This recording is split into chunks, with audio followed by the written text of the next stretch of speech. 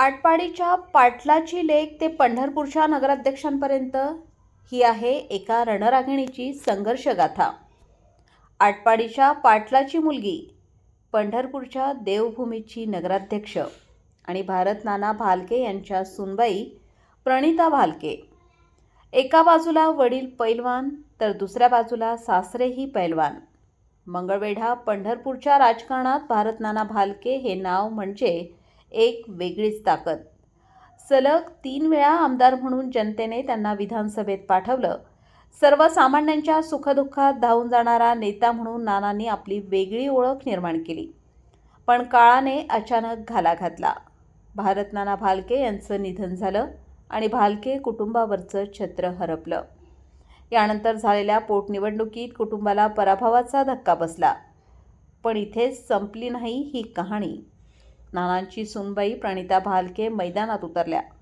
सासऱ्यांनी ज्या पद्धतीने मंगळवेढा पंढरपूरच्या जनतेशी नातं जोडलं होतं, त्याच पावलावर पाऊल ठेवत प्रणिता भालके यांनी दोन्ही तालुक्यांमध्ये आपला झंझावाती दौरा सुरू ठेवला।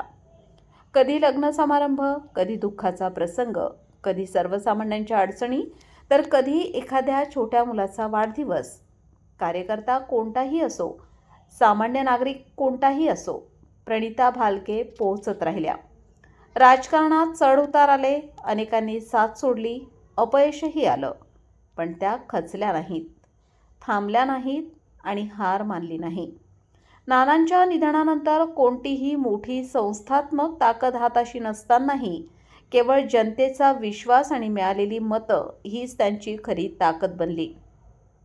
आणि हळूहळू जनतेच्या मनात एकच ओळख निर्माण झाली, या भारत नानांच्या सुनबाई प्रणिता भालके।